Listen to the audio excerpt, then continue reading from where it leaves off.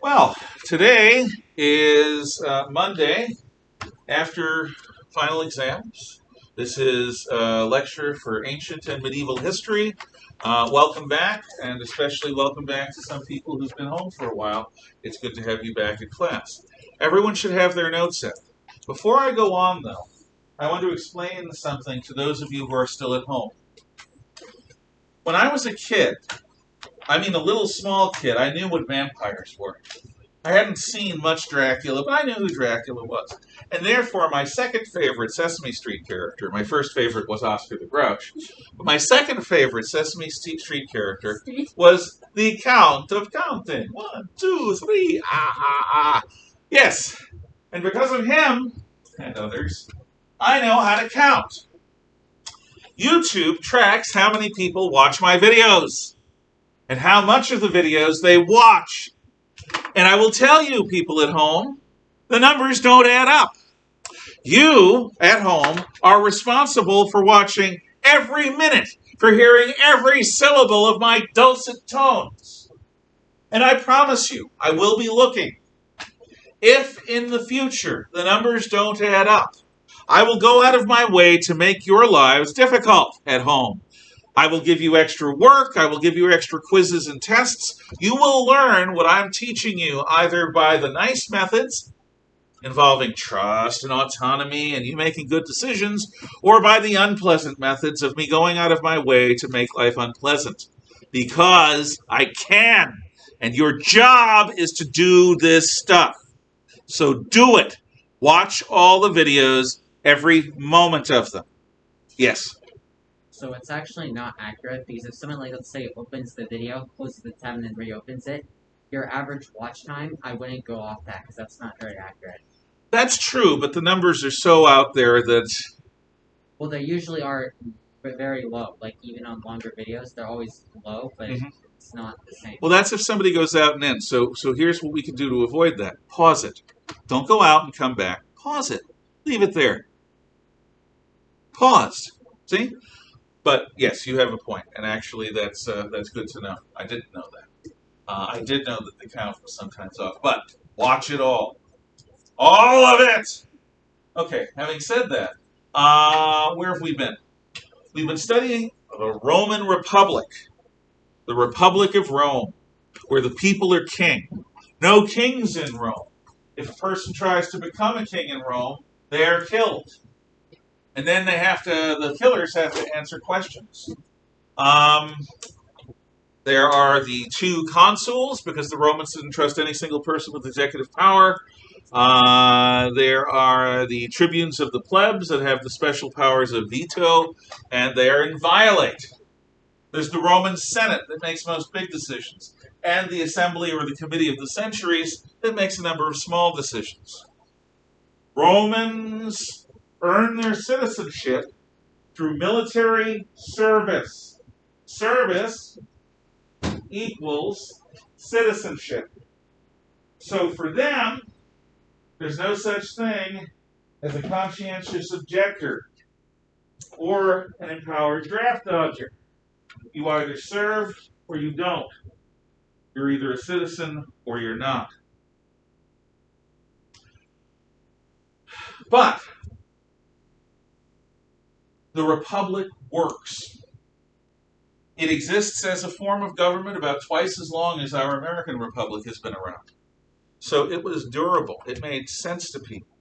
If there was a crisis, they had a dictator. The best dictator in human history was Cincinnatus, who took the job, beat the enemy, and went back home to grow turnips on his farm. Because the best dictator is the guy that doesn't want that job. That's, well, we're going to learn about other kinds of dictators as time goes on. Rome, from its central location, ends up expanding its power southward into Magna Graecia, northward into the Etruscan lands and the lands of the Cisalpine Gauls, so that it rules Italy and the eastern half of Sicily. Roman authority reigns. And the Romans are learning, or will learn, how wise it is to make the conquered peoples your partners by offering Roman citizenship to people who are especially loyal. Is that uniform? The sweater? For the moment, we'll assume it is because it's navy. Okay. So you also learned about Roman religion. We talked about gladiator games, a few other things. Any questions on that before we put Rome into action? Okay. What was the great thing that Athens and Sparta fought over in the Peloponnesian War? And what is that same thing in every war since and before that? The future? Yeah. The question of who's going to rule the future. Because we're sentient, self-aware creatures, we can imagine the future. And even though things are fine right now, we have such a capacity to blight the present with worry over the future. We really, really do. Think about those times you've been miserable about worrying about what's coming. And sometimes all that worry comes true. But oftentimes it doesn't. Things don't end up as bad as they appear to be in your mind. Some of the scariest movie monsters are not shown through most of the movie because your imagination will fill in the blanks and give you a much scarier creature than any special effects department can give. It's the fear of the unknown. That's the future. Shakespeare called the future the unknown country. He also called death the unknown country.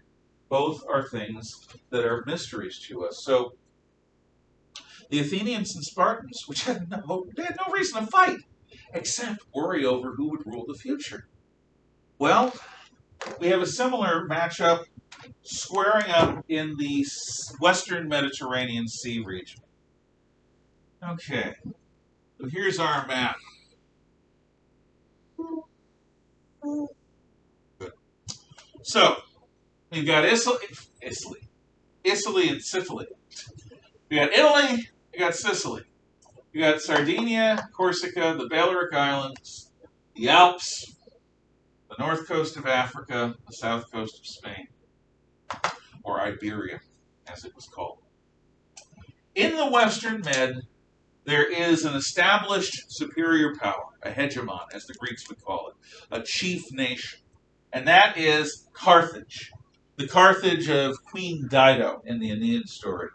The Carthage of Phoenician colonies, the only colony of the Phoenicians where families were allowed to settle. The only colony that was intended to be a resettlement of permanent citizens, not merely a trading post. Carthage, which rules this fertile area of what is now Tunisia and North Africa. Carthage, which rules the western portion of Sicily. Carthage, which rules Sardinia and Corsica and the southern region of Iberia. Carthage, coming from the Phoenicians, the people from Sidon and Tyre, north of Judea in what is today Lebanon,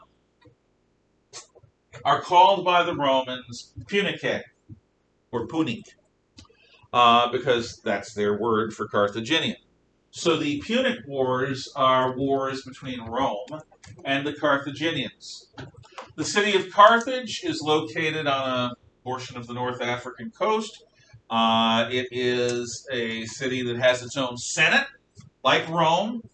And how does it get all these colonies? Well, what do we know about the Phoenicians? What? Yes. They sailed a lot. Yeah, they are the preeminent seafarers of the ancient world. The Greeks end up being better sea fighters than the Phoenicians. But in terms of just maritime ability as mariners, being able to sail ships through storms and through shallow water and rocks, and just having the guts to trust the wind and build ships well, there's nobody better than the Phoenicians. And the Carthaginians, as the Romans keep pointing out with their word Punic, are basically transplanted Phoenicians. So the Carthaginians have a navy that dominates the entire Western Mediterranean. The navy allows the Carthaginians to trade peacefully with Greece, Egypt, the Eastern Med, and with everyone in the Western Med. And they basically use their ships to take over the islands and the coastal regions of the Western Mediterranean. No one in the Western Med has ships like the Carthaginians. And even the Greeks acknowledge this. The Greeks do not try to challenge Carthage. Basically, beyond the Straits of Scylla and Charybdis, which is the Strait of Messina, the strait between Sicily and Italy today, which is a little narrower than I made it in my map, the Greeks don't really send ships west of that to challenge anyone because, the Carthaginians are already there. There we go. That's better. So, the Carthaginian homeland is Tunisia, where Star Wars was filmed on Tatooine, and the area beyond is controlled by their ships. Rome, meanwhile, has taken control of Italy and is ready to look beyond it. Remember, wolf-like traits: ambition, ruthlessness, tender love of family. The Romans want more. And who's in their way of getting all of Sicily? Who's in their way of getting Sardinia and Corsica? Who's in their way of stretching out their hands across the sea? Carthage is in the way. It is worry and eagerness to control the future. Everyone expects that one of these two cities, Carthage or Rome, will control the future fate of the Western Mediterranean world. The only question is who? And that is what the First Punic War is about. It's what all the Punic Wars are about. I don't know. Honestly, I think that there was a dispute in Sicily, and the Romans took one side, the Carthage took another, and war. But what it really was about was who is going to be the biggest bully in the Western Med, who is going to control things in the Western Mediterranean Sea. Now, the three Punic Wars, especially the First and Second Punic Wars, are a lot like events in modern times, the First and Second World War. World War I is the great turning point of modern history. World War I develops the fate of the Middle East. It creates the Arab-Israeli crisis. World War I sets the stage for the independence of Europe's empire. European empires ruled the world at that point. The creation of the Third World comes out of World War I. World War I caused the throned Kaisers and Tsars of Central and Eastern Europe to be overthrown, creating national problems that led to World War II.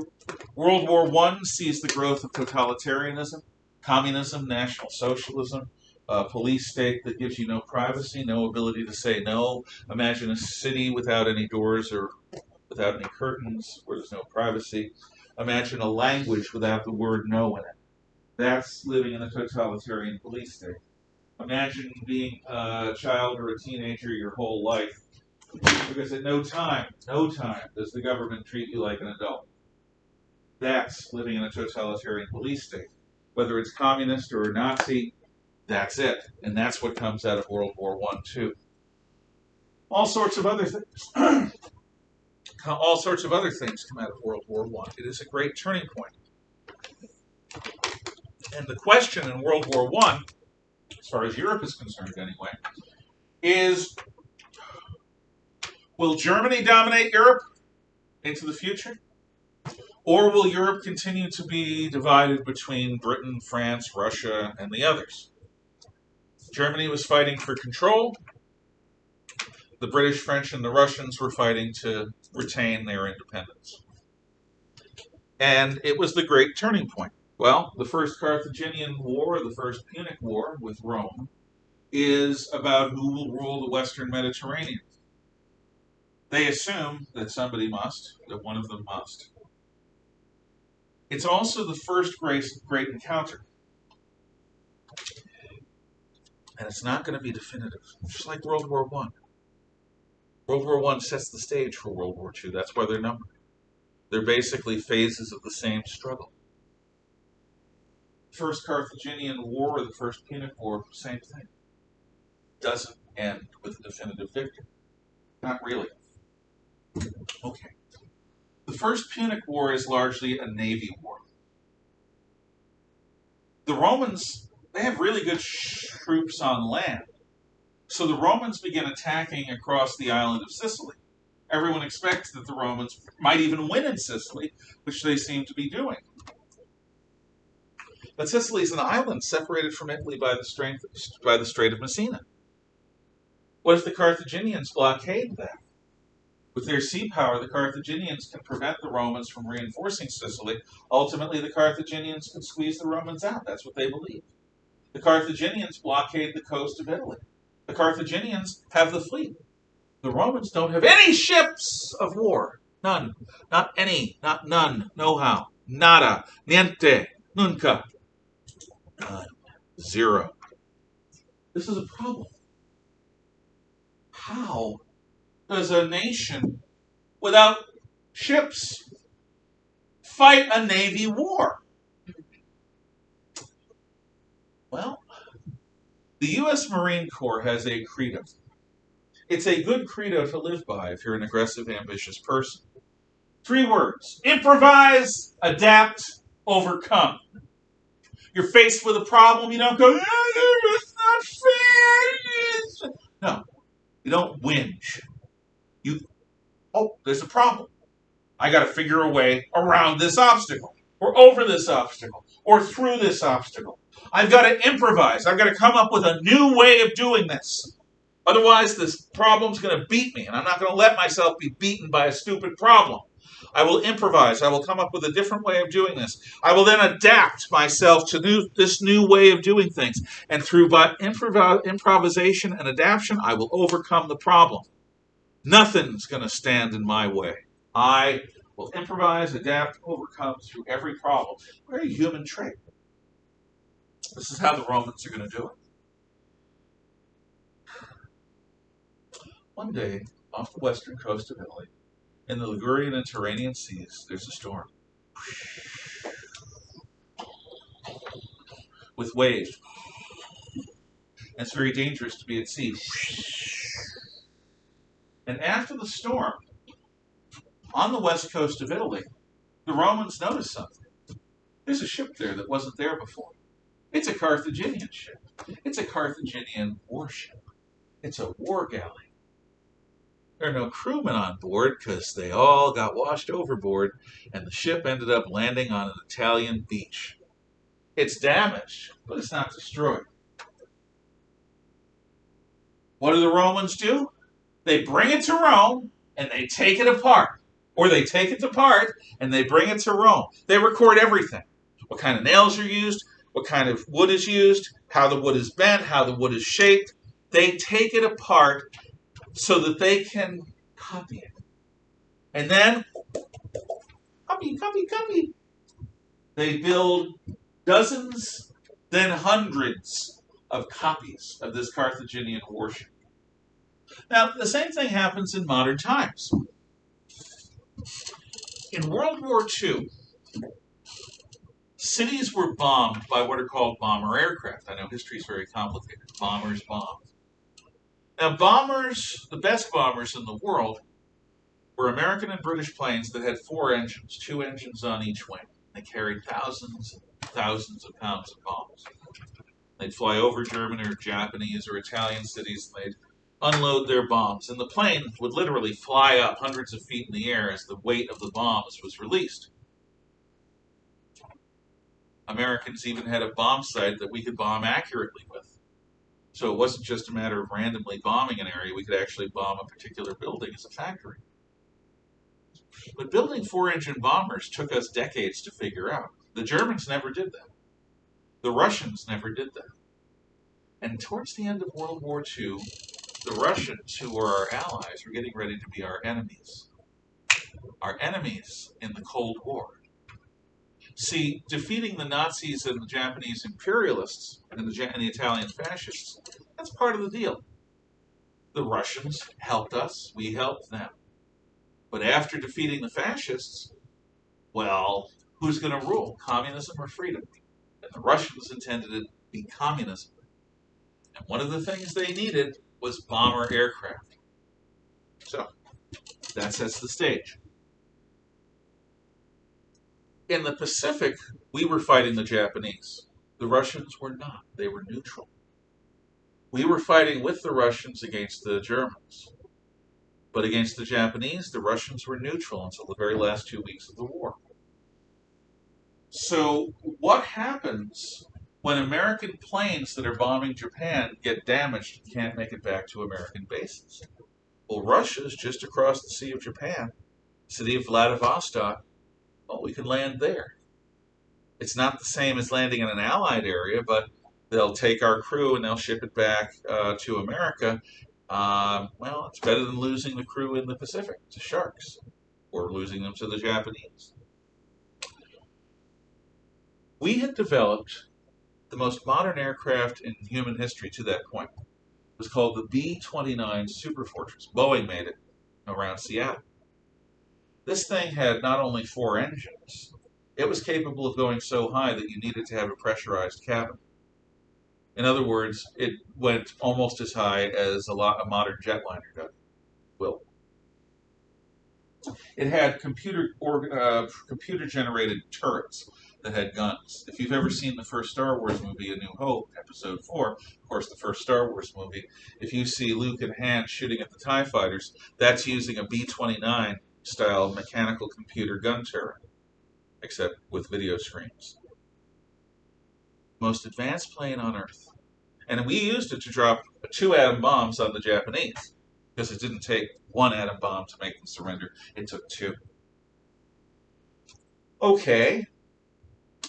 3 of our B-29 superfortresses get damaged over Japan and are not going to make it back, and they decide to fly to Russia, to Pacific Russia, and land near the city of Vladivostok. The Russians, being neutral, are not going to be able to send our pilots with their plane back to America.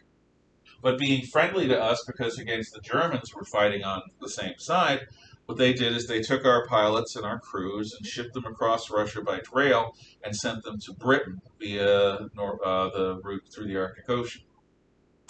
What about the planes? Russians never returned the planes. They took the planes to a laboratory city in the central of Soviet Asia. And there the planes were meticulously taken apart by Russian engineers. And Stalin, the dictator of communist Russia, who had total power, said to the scientists, "You will copy everything perfectly from this American plane so that we can have B-29. You don't say no to Joe Stalin." Eyes on me from time to time. Makes me feel it. Thank you. So, they do. Except there's a problem. First of all, Americans use imperial weights and measures. The Russians use the metric system. So they've got to develop and convert a lot of the American screw sizes and thread sizes to metric. But that's doable. You know the biggest problem? It wasn't the engine. It wasn't the alloys that were used in the hull or the various motor parts. No. You know what it was? One of the planes had an unpainted interior. One of the planes had a green painted interior, and one of the planes had a gray painted interior. Actually, I can correct this. One had a green, one had a gray, one had a 2-tone green-gray color scheme. Green at the bottom, gray at the top. Stalin, their dictator, who has total power of life and death over everyone in Soviet Russia, said, "Copy the planes exactly, but the planes don't match." So scientists actually wrangled about how they were going to copy these planes exactly. And they came up with a 2-toned green-gray combo because it had both. By 1946, the year after the war, the Russians are flying carbon copies of our B-29. Did they develop it on their own? Hell no. Could they have developed it on their own? Not then, not for many years. But they stole it by copying. Of course, having a plane and knowing how to use it, those are 2 different things. Well, the Soviets had their B-29. We were, of course, building bigger and better bombers by that point. And the Romans have their Carthaginian warship. They take those warships and they go to sea. But at battles like Lilybaeum, off the west coast corner of Sicily, the Romans don't really know how to use these warships. See, what the Carthage do is they will row around, and on the decks of their ships they have catapults, which are stone hurlers, and they have ballistae, which are giant crossbows, and they've got tar rounds, which are basically pots filled with burning tar that they throw at the enemy ships. And they've got arrows and bows with, dozens or hundreds of ships' archers. What a Carthaginian will tend to do is get close to the enemy and use all these missile weapons until the enemy ship is on fire or damaged or whatever. Then the Carthaginians, may accept their surrender and take the ship or watch it sink. It's a very elegant way of fighting at sea involving maneuver. The Romans cannot match the Carthaginians in the way they move their ships. They just can't. But what the Romans are good at is solid land combat. So in copying the Carthaginian ships, the Romans make an innovation. It's called the Corvus. The Corvus is a vertical ramp with a big spike on it that they put near the front of their ship. It sticks way up, almost as high as the sail, and it can extend. When the Romans have their Corvus, what they do is they get close to the enemy ships, but they're not trying to ram exactly. In front of these war galleys have ramps. Sometimes the Carthaginians get close, poke a hole, and you pull back, and then watch you sink and drown and die. Blah, blah, blah, blah. The Romans pull close up to a Carthaginian vessel. They aim their Corvus at the enemy deck, and they drop it. Thwonk! That spike sticks into the deck. So now the Corvus is a bridge between the two ships. The spike is holding it solid in place, and the Romans have it well anchored on their side. Whereupon Roman marines, ship's troops, surge across the ramp. They turn sea battles into land battles. The Romans fight with sword and shield on these ships. The Carthaginians don't know how to handle this. So the Romans begin winning their battles. They have improvised solutions. They have copied Carthaginian ships, and they put corvi on them. And they have adapted their tactics to their new ships and their new weapons, and they've even overcome the best mariners in the Western Mediterranean by turning sea battles into land battles. The result of all of this is that the Romans are going to win. And what the peace treaty does is it grants the Romans control over the islands of Sicily, Sardinia, and Corsica. The Carthaginians are pushed back to North Africa, and they're allowed to keep southern Spain. But the Romans get all of the territory in the seas between them. So the Romans have a victory, but it's not a total victory. Carthage is still a power. The city of Carthage has not seen any Roman ships. Carthage still has a lot of colonies. But between Rome and Carthage, Rome has established a dominant position. It's like in a game of chess, controlling the center of the board. It's a step towards total victory, but in and of itself is not victory. So Rome has won in the First Punic War.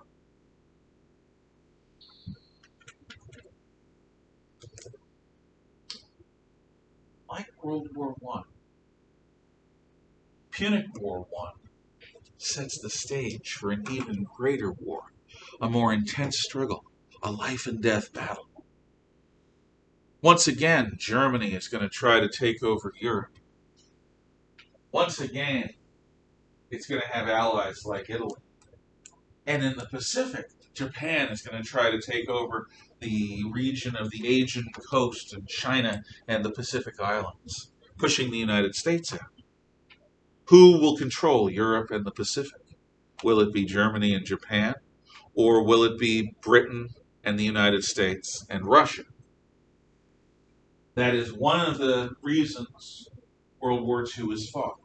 the question of who will control these areas.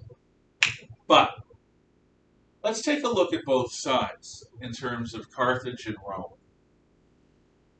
The Carthys have what I call the George Lucas problem. George Lucas is the creator of Star Wars. And in Star Wars, there is the Old Republic, which is a free society protected by Jedi Knights, force-using space wizards with plasma swords, lightsabers. Now, the people of the Republic don't need an army. They've got the Jedi Knights to protect them. So they just live their lives. Then a problem develops. And a group of them decide they want to split off. And they've got an army of killer robots. Stupid killer robots. But killer robots nonetheless. What is the Republic of the what is the Galactic Republic in Star Wars to do? Well, what we would do, I hope, is we would draft young men to fight.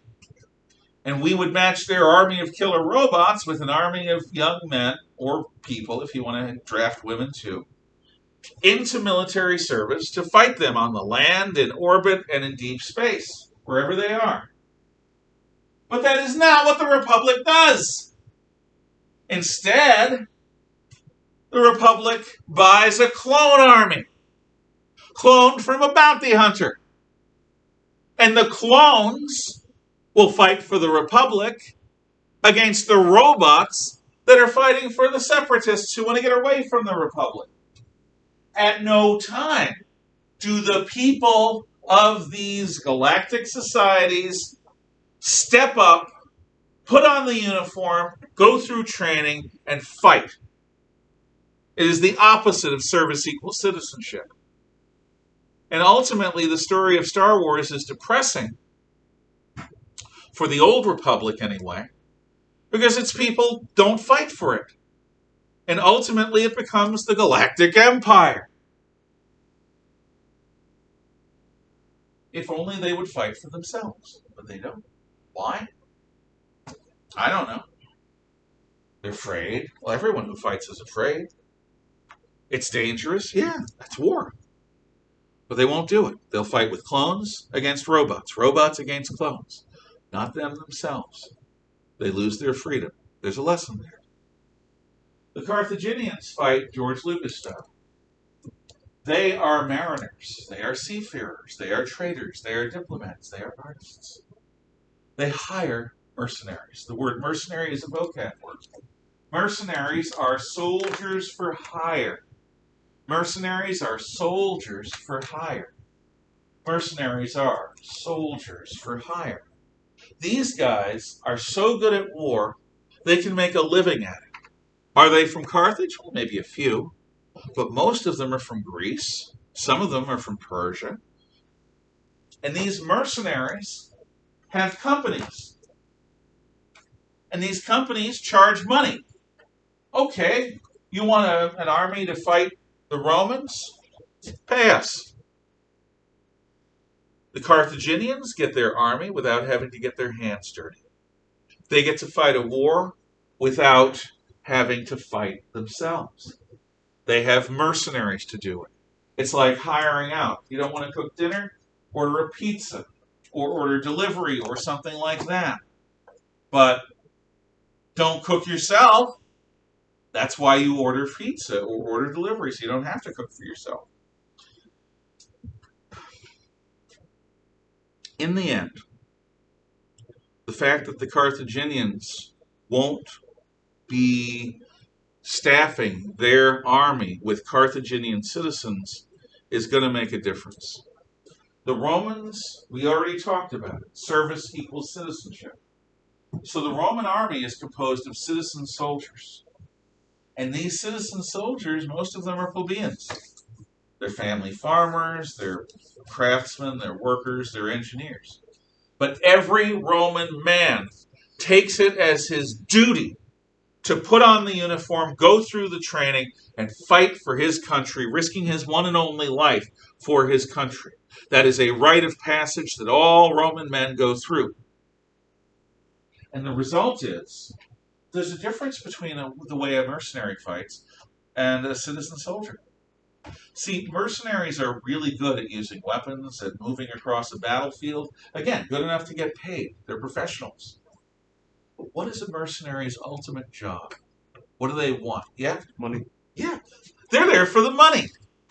A mercenary's job is to survive and get paid. And I'll tell you, mercenaries usually get paid win or lose.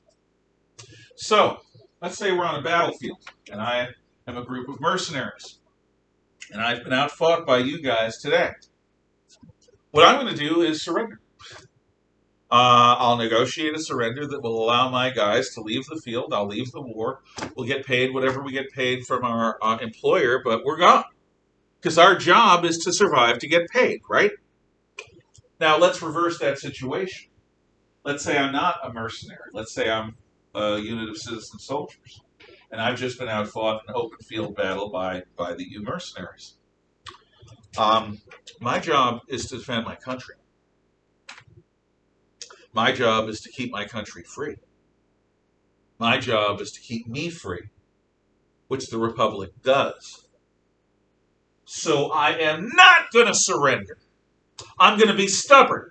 I'm going to fight. I'm going to pull back, and I'm going to fight again. I'm going to fight some more. You guys are going to have to bleed in order to kill us, or we'll fight our way through you.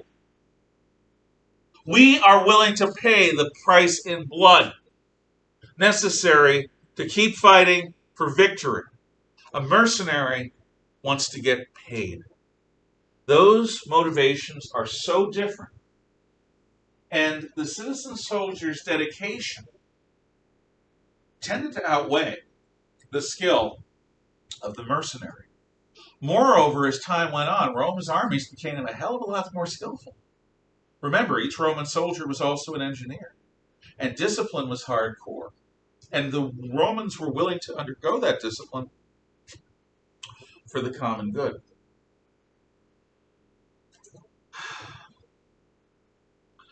If you want to make a modern analogy, imagine that there's a house with your family in it and all your possessions in it. And let's say you're wealthy. Your family is wealthy. Well, you could hire a security company. And they'll put in an alarm system that will track whenever your windows are broken and whenever doors are opened. And, maybe they'll even have a watchman assigned to your property. So every night, there's a watchman walking around the grounds, armed, to make sure that you and your family are safe in your home. So that's the mercenary scenario. Or every adult in the house, and teenagers your age, can become proficient in firearms, knowing about gun safety and getting comfortable shooting a particular weapon. And these weapons are available to you in your home. That's the citizen soldier route. Now, I don't know about you, but if I was the burglar, I would rather face the night watchman and the security company. Because with skill, I can overcome any electronic security. And all I have to do is make it clear to the night watchman that if he resists, we're going to maim him or kill him. He'll give up. Because he's there to collect a paycheck. He's there to stay alive to collect a paycheck.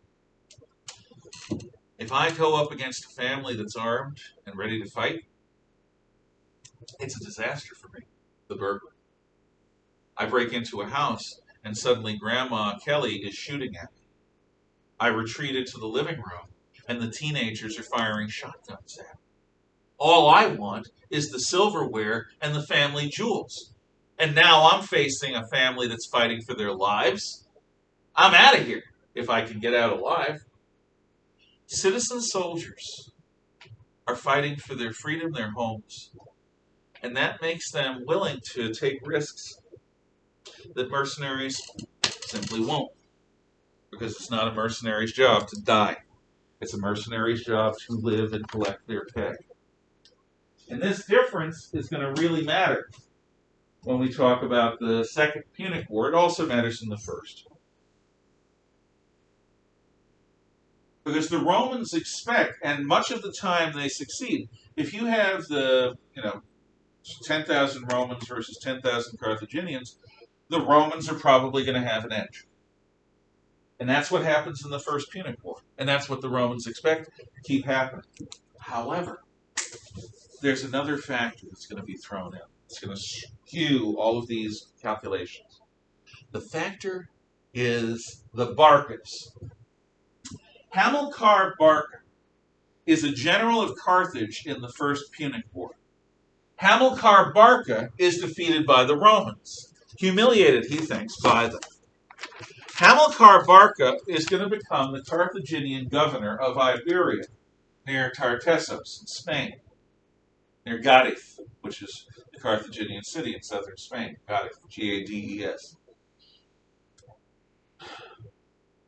Well, what Hamilcar is going to do, first of all, is he is going to conquer the rest of Spain.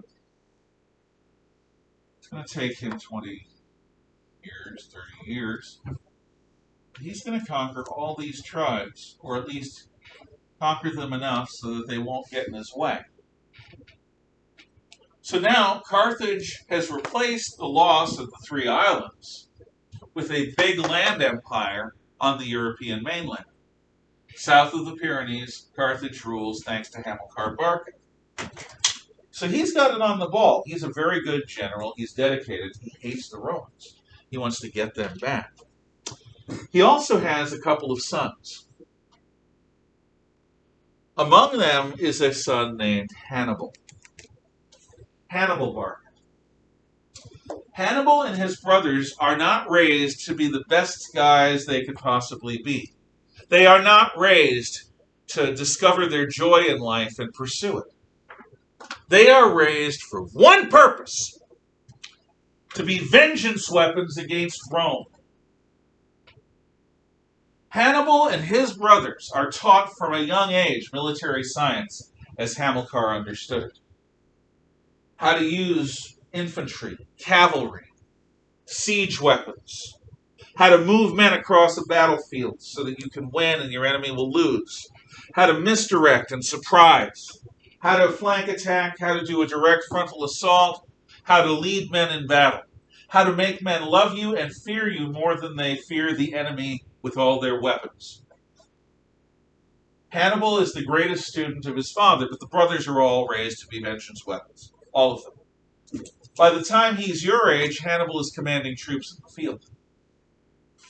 In Spain, learning to lead men into battle, to victory. And he develops a reputation. When Hamilcar dies, Hannibal becomes the chief son. Raised as a vengeance weapon to destroy Rome. And when he is ready, the Second War comes. I think that's where we're going to leave it for today.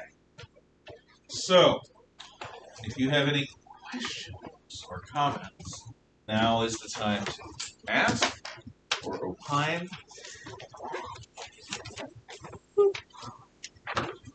And we will leave things there. Thanks to those of you at home. Remember, watch every moment.